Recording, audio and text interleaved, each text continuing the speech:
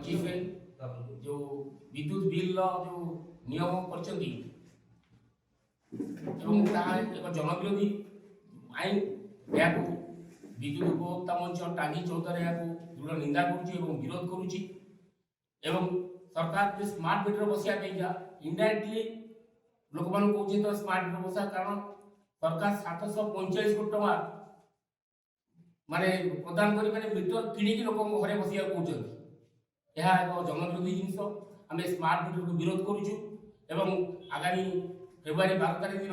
भारत बंद रे शामिल होई आमे 14 बंद करियो जाउछु। राज्य विद्युत उपभोक्ता महासंघ गुरुवार भारत बंद डाकरा को समर्थन जणाइथिबा बेले टांगी चौधर विद्युत उपभोक्ता मंच मध्य रास्ता को ओह्लाइबो बोली आज एक सांबादिक सम्मेलन करी जणाइछि। गला कि अछि किछि आपण माने जानि पारे जे सागे सागे सेटु लाइन कटि जिवो। विद्युत उपभोक्ता मंच चौद्वार दीर्घ 4 वर्ष विरोध कर स्मार्ट मीटर को विरोध कर स्मार्ट मीटर सरकार कहते स्मार्ट मीटर घरे घरे बस आम यहाँ विरोध कराया सारा ओडिशा रे मध्य विरोध आभास आसाला एवं सरकार से विरोध को सामना कर न पारी आदानी को 745 कोटी टका दे स्मार्ट मीटर निजे किणी लोक घरे बसिया जो प्रयास करमे यहाँ विरोध करुचु। स्मार्ट मीटर विषय में संक्षेप में कहूँ स्मार्ट मीटर गोटे लाइट आप तले देखिए धक होने घरे कई न ताला पकई पड़े थे आप घरे मसक 2 यूनिट उठो 2 यूनिट 3 यूनिट उठो जदि आप घरे बिजुली गोटे बल्ब चल न। द्वितीय पॉइंट होता स्मार्ट मीटर हूँ स्मार्ट कम प्रीपेड ये बर्तमान सी कहते आम प्रीपेड लागू करना किंतु आम पाखे शह शह उदाहरण अच्छी जो लोक सपोज इलेक्ट्रिक कौन गोटे कंप्लेन करदेला जे मोर कहीं मसरे 1000 टका बिल आसा 12,000 टका बिल आसी मसरे सी मोर 12,000 पेमेंट दे नथबो से दिन टकी लाइन कटिज कई खुंटे चोरी लाइन काट थे कंट्रोल हो भुवनेश्वर जब पचारू कहीं आम लाइन कटिगला ना आम काटिनु तुम भुवनेश्वर जाओ आज्ञा ये कि नियम आम ओडिशार जनसाधारण एत स्मार्ट नुहति जे समस्ते माने मोबाइल रे माने लाइन चार्ज कर पैसा पकई पारे। ओडिशा एक गरीब राज्य एवं एटी लोक एत शिक्षित नुहति समस्त हाथ में स्मार्टफोन अच्छी आगे ओडिशार प्रत्येक लोक हाथ स्मार्टफोन रही सारू तापर स्मार्ट मीटर बसो एवं ये जो स्मार्ट मीटर आम जो जेनराल मीटर बसला साधारण माने शह शह शह हजार हजार माने उदाहरण पहुंची जो मान घरे मसक 100 यूनिट 120 यूनिट होता स्मार्ट मीटर बसिया 200 यूनिट 220 यूनिट उठुची से कि मीटर तमें से मीटर को एमि ढांचार बनाई से घिरी घिरी जोरे बुलियो एवं अधिका बिल उठियो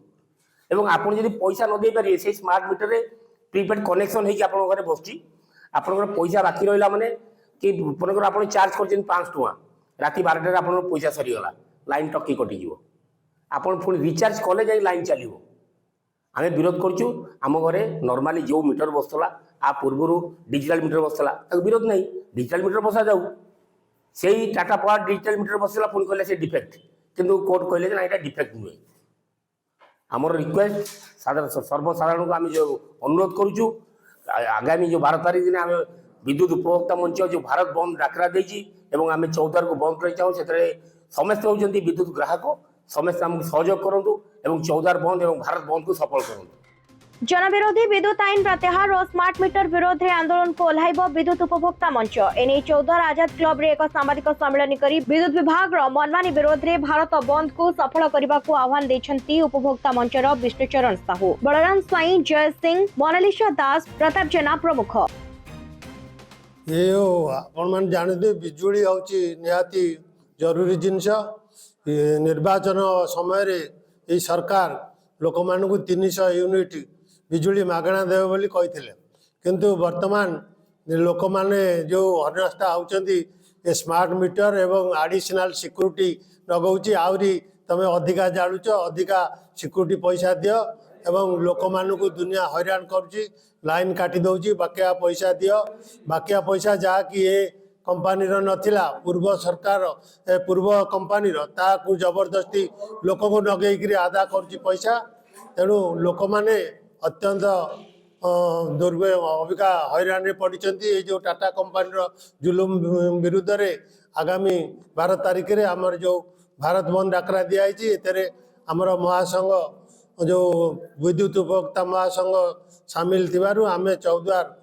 ବିଦ୍ୟୁତ ଉପଭୋକ୍ତା ମଞ୍ଚ ତରଫରୁ ସମସ୍ତଙ୍କୁ ଅନୁରୋଧ କରୁଛୁ ସାମ୍ବାଦିକ ସମ୍ମିଳନୀ ଜରିଆରେ ଯେ ଆପଣମାନେ 12 ତାରିଖ ବନ୍ଦ ରଖନ୍ତୁ। ଗୋଟିଏ ବିଜୁଳି ତିନି ପ୍ରକାର, ଗୋଟା କମର୍ସିଆଲ, ଗୋଟା ଚାଷୀଙ୍କ ପାଇଁ ଗୋଟା ବିଜୁଳି ଆଉ ଡୋମେଷ୍ଟିକ୍, 4 ପ୍ରକାର କରିବା। ସାଧାରଣ ଲୋକଟା ନେଲେ ତା ଖୁଣ୍ଟ ପାଇଁ ପଇସା ଦେବ,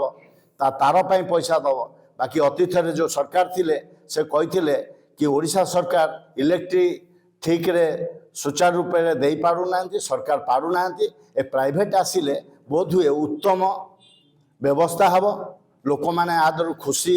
ଅନୁଭବ କରିବେ, ବ୍ୟବସ୍ଥା ଭଲ ରହିବ। ବ୍ୟବସ୍ଥା ଭଲ ନାଁରେ ଯେବେ ଆସିଲେ ଏମାନେ ଓଲଟ ଲୋକମାନଙ୍କୁ ଲୁଟୁଛନ୍ତି, ଶୋଷୁଛନ୍ତି, ଯାହାର ସାଧାରଣ ଲୋକ ଭିତରେ ଆକ୍ରୋଶ ବଢ଼ି ଚାଲିଛି। ଏ ଆକ୍ରୋଶକୁ ସାମ୍ନା କରିବା ପାଇଁ ଏ ସରକାରର ଦମ ନାହିଁ, ଆହୁରି ଲୁଟୁଛି। ଏ ସରକାରକୁ ସେଥିପାଇଁ 12 ତାରିଖ ଦିନ ଆସନ୍ତା ଫେବୃଆରୀ ତାରିଖରେ ଆମ ତରଫରୁ ଚେତାବନୀ ଦିଆଯାଉଛି ଏ ଜିନିଷରୁ ନିବୃତ୍ତ ରୁହନ୍ତୁ, ନହେଲେ ଏ ଲଢ଼େଇ ଏଇଠି ବନ୍ଦ ହେଇଯିବନି।